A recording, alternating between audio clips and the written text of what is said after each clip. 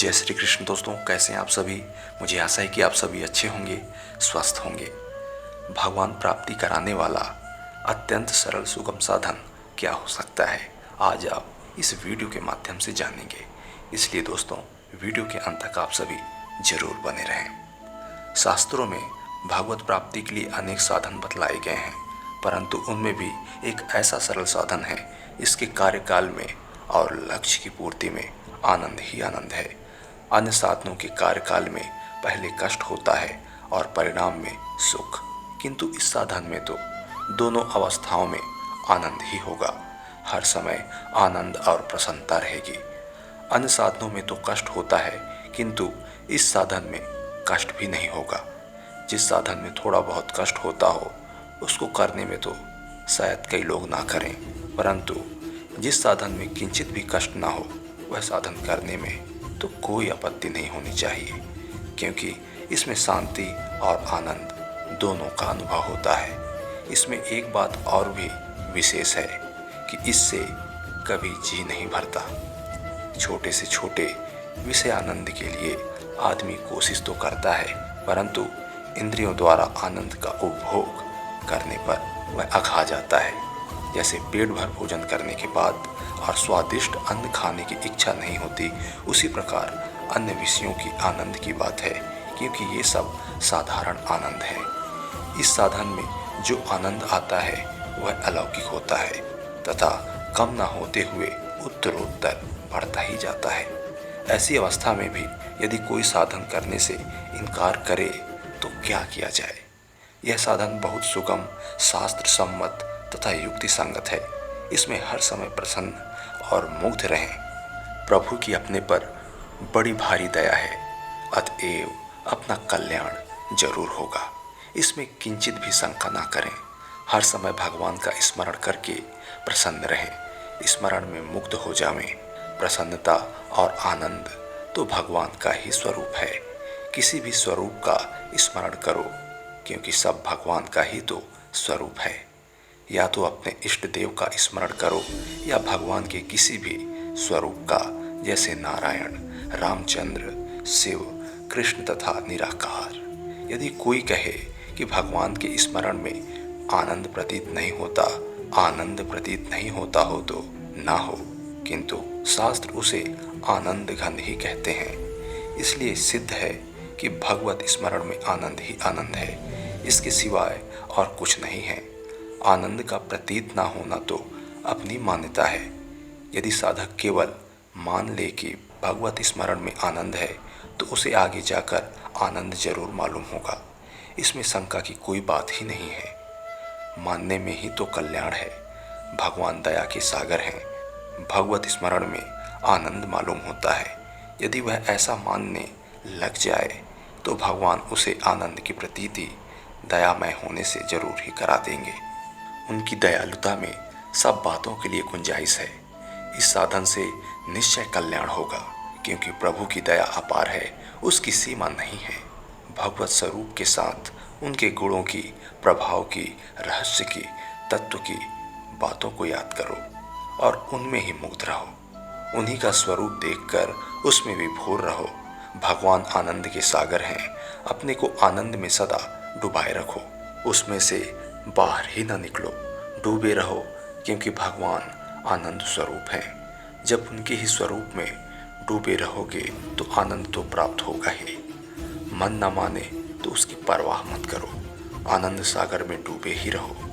ना रह सको तो ऐसा समझते रहो कि इस साधन में तथा उसके परिणाम में आनंद ही आनंद है।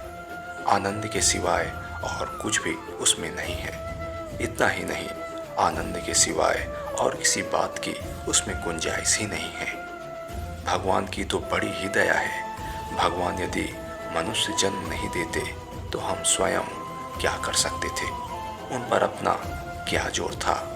पहाड़ों तथा उन पर दिखने वाले वृक्षों का जन्म दे देते तो क्या कर सकते थे। परंतु यह भगवान की अपार दया है कि हमें मनुष्य जन्म दिया, फिर भगवान के स्मरण में मुग्ध कैसे ना हो।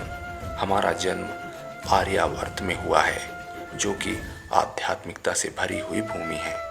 अन्यत्र की भूमि भोग भूमि है। यही एक अध्यात्म भूमि है जिसमें हमारा जन्म हुआ। कितनी सराहनीय बात है। अन्य जगह जन्म होता तो हम क्या कर सकते थे। इसके साथ साथ यह गंगा जी का किनारा और वहाँ उसकी रेणुका में भगवत चर्चा का सुअवसर। इतनी बातें एकत्र मिल जाने के बाद कल्याण में क्या शंका हो सकती है। कल्याण तो निश्चय ही होगा, ऐसा मानने में क्या आपत्ति। कल्याण निश्चित होगा, किंतु वह होना कठिन है। ऐसा कोई कहे तो विचार करें कि इसमें कठिनता कहाँ है। भगवान दया सागर हैं। समुद्र में से कितने ही लोटे जल निकाल लिया जाए तो क्या उसमें कमी हो सकती है? कभी नहीं। जो आदमी अपना कल्याण निश्चय होगा ऐसा मान ले, उसका कल्याण होने में रत्ती भर भी शंका नहीं।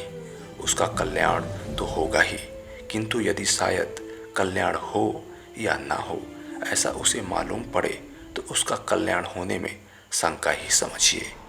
जो अभी हम प्रवचन सुनाएंगे वो स्वर्ग आश्रम गंगा तट पर दिया गया था। भगवान तो समस्त भूत समुदाय पर अहेतु की दया करते हैं, फिर भी भगवान से प्रार्थना करनी चाहिए कि भगवान, मैं किसी लायक नहीं हूँ, मुझे निमित्त बनाकर आपको जो कुछ करना है सो आप कर लें। मैं कर ही क्या सकता हूँ, और जो कुछ मेरे द्वारा बनता है वह सब आपकी दया का ही फल है। आदमी जिसे प्रसन्न करना चाहता है उसी की स्तुति करता है, उसी का गुणगान करता है। हमें किसी आदमी को प्रसन्न करने से प्रयोजन नहीं है, हमें तो केवल भगवान को ही प्रसन्न करना है। अतएव हमें चाहिए कि हम उन्हीं की स्तुति करें। स्तुति करते समय प्रेम ना हो तो ना सही, उसकी कोई परवाह नहीं, किंतु स्तुति जरूर करनी चाहिए। भगवान पर भरोसा रखें कि अपने में प्रेम ना होते हुए भी भगवान को तो मेरे से प्रेम करना ही पड़ेगा, और भगवान करेंगे ही।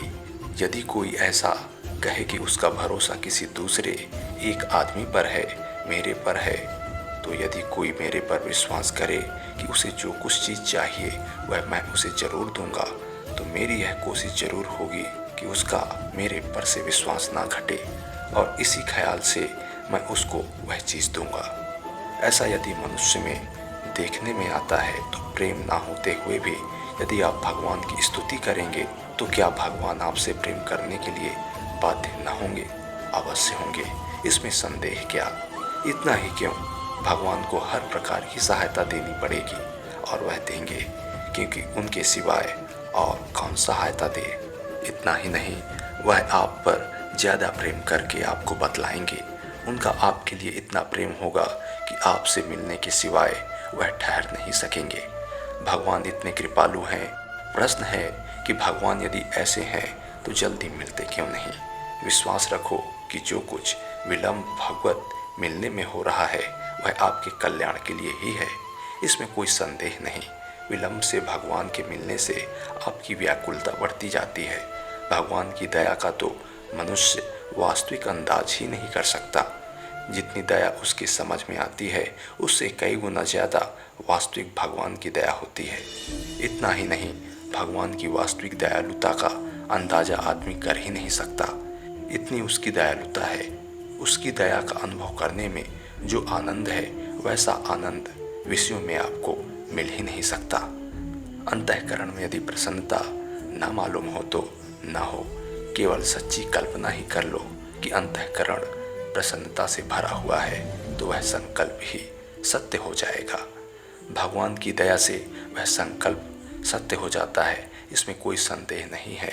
भगवान श्री कृष्ण गीता में कहते हैं, जिसका मन अच्छी प्रकार शांत है, जो प्रपंच से रहित है, जिसका रजोगुण शांत हो गया है, ऐसे इस सच्चिदानंद घन ब्रह्म के साथ एक ही भाव हुए योगी को अति उत्तम आनंद प्राप्त होता है। और पाप रहित योगी इस प्रकार सुखपूर्वक पर ब्रह्म परमात्मा की प्राप्ति रूप अनंत आनंद का अनुभव करता है। साधन में सुख और परिणाम में परम सुख की प्राप्ति में शंका के लिए स्थान नहीं।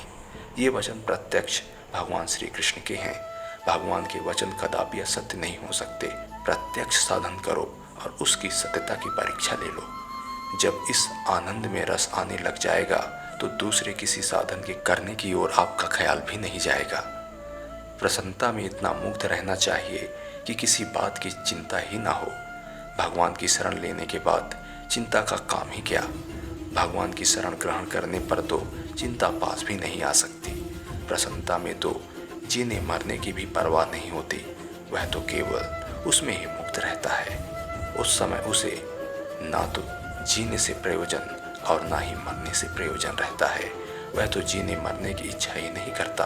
वहाँ तो संसारिक इच्छा का अभाव ही रहता है। जब आनंद में मनुष्य की ऐसी हालत होती है तो भगवान स्वयं उसकी संभाल करते हैं। इसके लिए आधार क्या है? आधार है प्रभु का प्रेम और प्रभु की दया। इससे बढ़कर और आधार कैसा? बच्चे को किसी का आधार रहता है? एक अपनी माता का। दूध के लिए बच्चा रोता है तो माता उसको तुरंत ही दूध पिलाती है। भले ही माता कभी विलंब कर जाए, किंतु क्या भगवान ऐसा विलंब कर सकते हैं? और यदि करते हैं तो यही समझना चाहिए कि उसी में अपना अधिक कल्याण है। भगवान सर्वज्ञ हैं। अपना सच्चा हित किसमें है यह वही जानते हैं। अतएव उन पर खूब विश्वास करके किसी बात की चिंता न रखें। जैसे गूंगा मिश्री खाकर आनंद में मुग्ध हो जाता है, वैसे ही भगवान की दया का विचार करके उसी में निमग्न हो जाना चाहिए और किसी बात का विचार नहीं करना चाहिए। भगवान के राजी में राजी रहें। फिर भगवान चाहे गड्ढे में क्यों न डाल दें, उसमें कोई आपत्ति नहीं। उसी में प्रसन्न रहें। उस आनंद साधन को खुद खूब जोर लगाकर उसका प्रचार प्रसार करें, ताकि उसके फलस्वरूप सभी लोग आनंद में मुग्ध होते रहें। साधक को तो ऐसा मुग्ध होना चाहिए कि उस समय कोई उसे अग्नि में बैठा दे तो भी उसे मालूम न पड़े। प्रश्न हो सकता है कि ऐसी स्थिति में विकार उत्पन्न होना संभव है, तो इसमें कोई विकार उत्पन्न होने का कारण नहीं। यदि विकार उत्पन्न हो तो केवल मूर्खता ही उसका कारण हो सकता है। अतएव प्रत्येक आदमी को चाहिए कि वह अपनी शक्ति के अनुसार हमेशा यह साधन करता रहे और भगवान की असीम दया का अनुभव करके मुग्ध होता रहे। इससे यह साधन जितने समय वह कर सकेगा आनंद होगा तथा परिणाम में आनंद की प्राप्ति होगी, इसमें कोई शंका नहीं। इस साधन को दोस्तों आप अपना के जरूर आनंद की प्राप्ति करेंगे और अंतकाल में ईश्वर को प्राप्त कर जाएंगे। आप निरंतर अभ्यास करते रहें, इस साधन को अपनाते रहें। आपके हृदय में प्रगाढ़ ईश्वर के प्रति प्रेम जागृत होगा और आपका कल्याण हो जाएगा। आज के लिए बस इतना ही दोस्तों। अगली वीडियो में यथार्थ जानकारी के साथ आप सभी के बीच फिर से उपस्थित होंगे। तब तक के लिए आप सभी हमें इजाज़त दें। आप सभी प्रिय दर्शकों का जीवन शुभ हो, मंगलमय हो, इसी आशा के साथ, इसी प्रार्थना के साथ। जय श्री कृष्ण। नमस्कार।